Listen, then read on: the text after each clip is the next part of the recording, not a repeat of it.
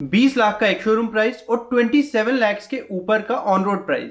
इतना ही नहीं, 2-2 लाख की एसेसरीज बेच रहे हैं, कहीं कहीं 2-2 लाख प्रीमियम चार्ज कर रहे हैं गाड़ी जल्दी देने का। इसके बाद वारंटी पैकेजेस, अलग अलग तरह की कोटिंग्स, एसेसरीज, इंश्योरेंस, इन सब के नाम पे कस्टमर को लूटा जा रहा है। क्या लेना जरूरी है, क्या लेना जरूरी नहीं है, क्या आप सस्ते में ले सकते हैं, क्या आपको सेम रेट पे लेना पड़ेगा, इन सब चीजों के बारे में आज वीडियो में बात करेंगे। And I promise you can save a lot of money by watching this video, अगर आप इन सारी चीजों को इंप्लीमेंट कर लोगे शोरूम में जाने के टाइम। तो चलिए बिना टाइम वेस्ट किए हुए वीडियो को शुरू कर लेते हैं। वीडियो एंड तक देखना, काफी ज्यादा इंफॉर्मेटिव होने वाला होगा और आपके कई सारे पैसे इससे जरूर बच सकते हैं।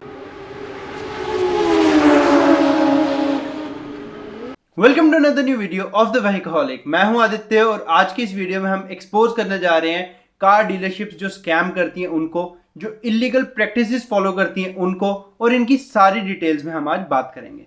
सबसे पहले हम बात करेंगे इसमें स्कॉर्पियो एन के प्रोस्पेक्टिव से, क्योंकि वो अभी सबसे रिसेंटली लॉन्च हुई है जो ज्यादा बुकिंग्स के साथ आई है। हाँ, ग्रैंड विटारा का भी होगा, इसके बाद हमारी हाई राइडर का भी आएगा, जरूर ये सारी चीजें भी होंगी, पर ये वीडियो उन गाड़ियों के लिए भी रेलिवेंट होगा। स्कॉर्पियो एन को मैं एक एग्जांपल लेके चलूंगा।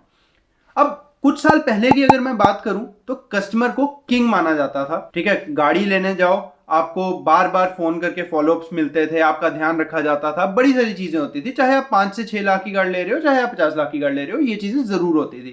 पर आज की डेट में आप 50 लाख की लो, 1 करोड़ की लो, चलो अच्छी सेगमेंट में जब चले जाओगे तब तो फिर भी थोड़ा सा अलग तरीके से बिहेवियर रहेगा। बट 5-6 लाख से लेके 30-40 लाख के बीच के बजट की अगर आप गाड़ी ले रहे हो तो आज की डेट में कस्टमर को कुछ नहीं माना जाता।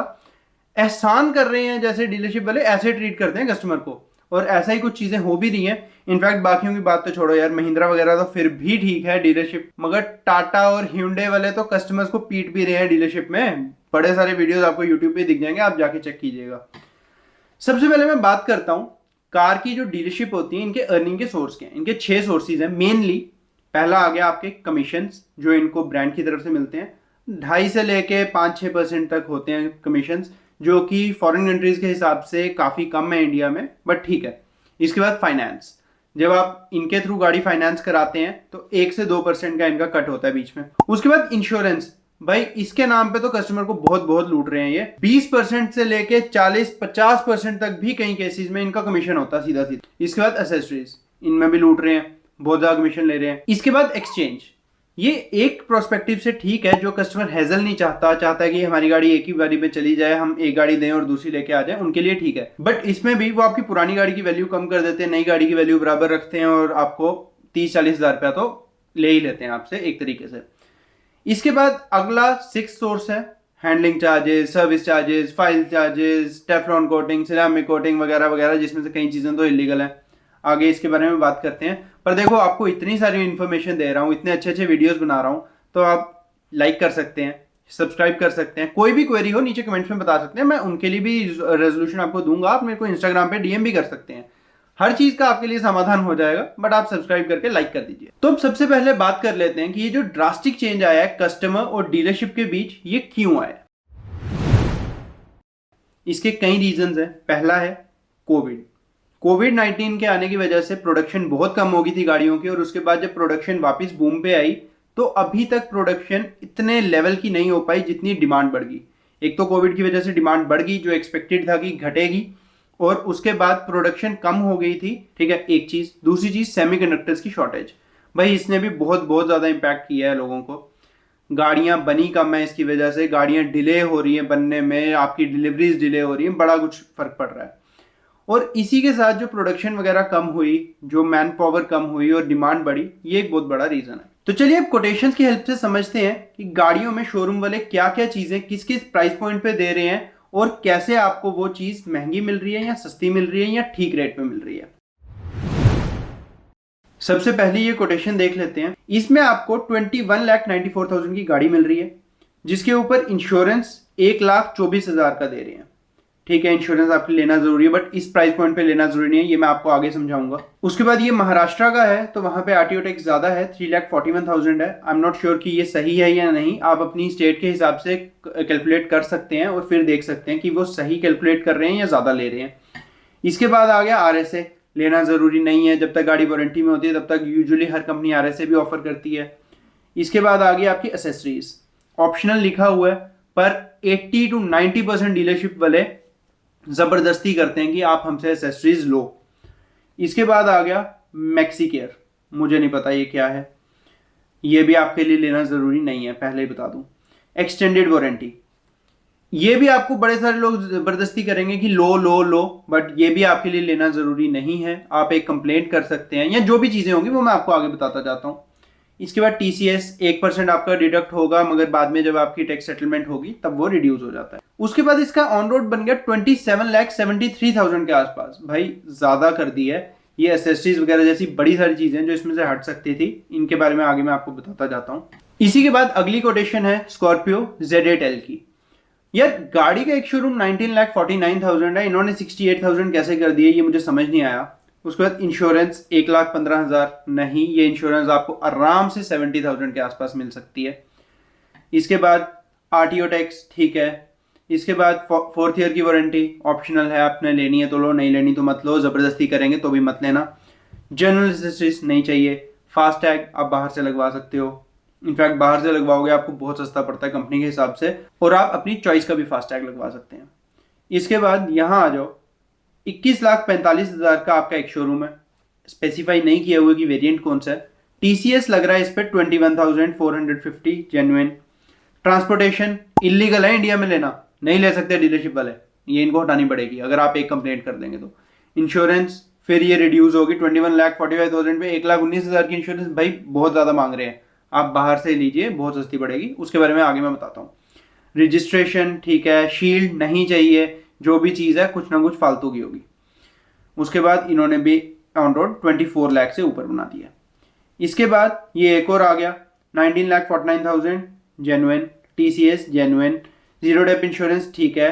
RST मुझे नहीं पता क्या है, RSA लेना है तो लो, नहीं लेना तो नहीं लो, स्टार्टिंग में मोस्टली ब्रांड्स आपको देते हैं, महिंद्रा के लिए I am not sure. FASTag again लेना है लो, नहीं लेना मत लो।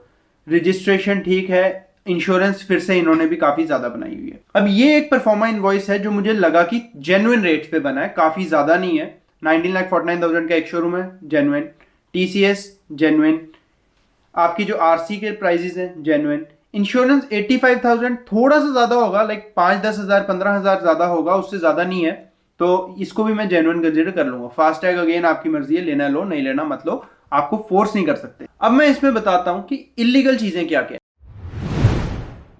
अगर शोरूम वाले आपको फोर्स कर रहे हैं इनमें से कोई भी चीज लेने के लिए तो वो इलीगल है। सबसे पहली accessories, Teflon coating, ceramic coating, extended warranty, RSA या इंश्योरेंस, उनसे लेने के लिए आपको फोर्स कर रहे हैं तो वो इलीगल है। आप उनके लिए कंप्लेंट कर सकते हैं, अपनी ब्रांड में भी कंप्लेंट कर सकते हैं और RTO में भी कंप्लेंट कर सकते हैं, पुलिस में भी कंप्लेंट कर सकते हैं, और ये चीज जरूर रिजॉल्व हो जाएगी।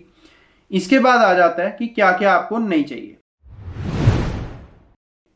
देखो, एक्सेसरीज जो आपको ब्रांड से मिल रही है ना, अगर आपको इलेक्ट्रिक लेनी है तो आई वुड रिकमेंड कि आप ब्रांड से करा लो। 5-10 हज़ार ऊपर ज़्यादा होगा, नीचे होगा तो फिर भी करवा लो, क्योंकि उसके बेस पे वो आपकी वारंटी वॉइड कर सकते हैं। बट जो आपकी मैटिंग, मड फ्लैप और नॉन इलेक्ट्रिक एक्सेसरीज है वो आप बाहर से आराम से लगवा सकते हैं। उससे ना तो आपकी वारंटी वॉइड होगी और प्राइस में अप टू 70-80% का डिफरेंस होता है। कई बार तो 100% से लेके 150% का भी डिफरेंस होता है, बड़े आम। अगर ये आपको टेफ्लॉन कोटिंग दे रहे हैं तो वो किसी काम की नहीं होती, टू बी वेरी ऑनेस्ट। बाकी अगर सिरेमिक दे रहे हैं या कोई भी और कोटिंग दे रहे हैं ग्रेफाइट वगैरह की, तो वो अच्छी तो होती हैं, मगर ये उस पर भी आपसे 10-15-20 हज़ार रुपये एक्स्ट्रा चार्ज कर लेते हैं।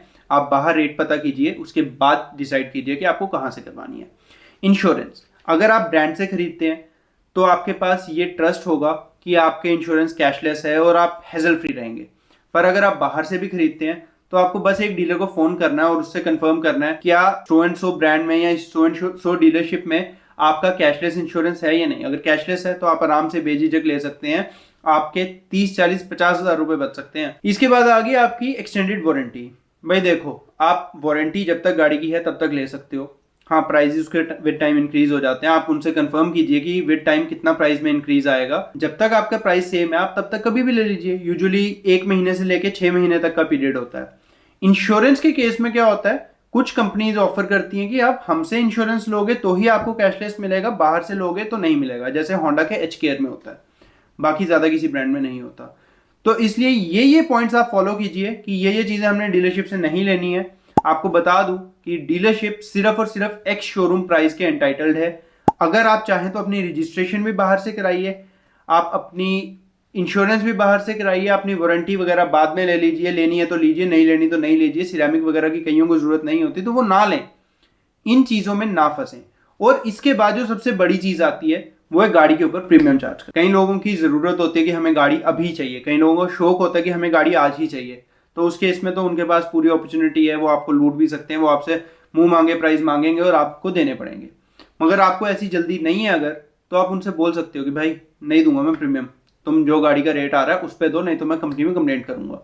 फॉर एग्जाम्पल, मेरी गाड़ी की डिलीवरी आ रही है दिसंबर में और मेरे को गाड़ी चाहिए अक्टूबर में, मैं कंपनी वाले को जाके बोलूंगा भाई जल्दी दे जल्दी दे, वो प्रीमियम चार्ज कर सकता है। वहीं पे मेरी गाड़ी आ रही है दिसंबर में, मैंने कंपनी वाले से कोई बात नहीं की है, डीलरशिप से कुछ नहीं बोल के रखा उसको, कुछ नहीं है, मैंने उससे बात ही नहीं की हुई इस बारे में।